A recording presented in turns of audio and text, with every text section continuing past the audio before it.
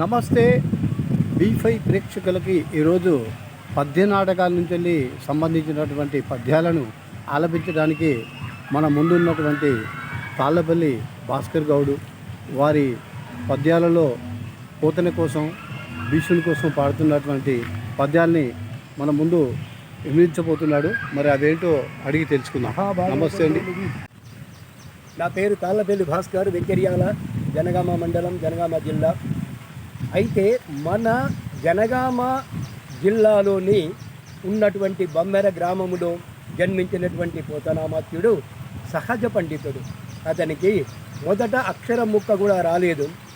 అతనికి శ్రీరామచంద్రుడు కలలో కనబడి నువ్వు భాగవతాన్ని తెలుగులోనికి అనువాదం చేయమని కలలో కనిపించినప్పుడు ఆ పోతనామాత్యుడు ఆ శ్రీరామచంద్రుడు ఏ విధంగా కలలో కనబడ్డాడో రాసుకున్నటువంటి పద్యం ఇది.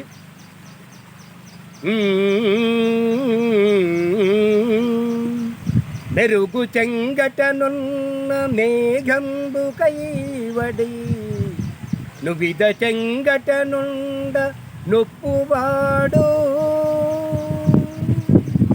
చంద్రమండల సుధాసారంబు పోలిక ముఖమున చిరునవ్వు మొలచువాడు వల్లేయుతమాల వసుమతి జము భంగి బలువిల్లు మూపున బరగువాడు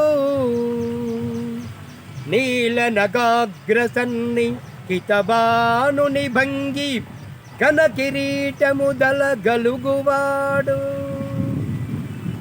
వెడదయురమువాడు విపుల భద్ర మూర్తి వాడు రాజముఖ్యుడొక్కడు నా కండు గవకునెదుర గానబడియే.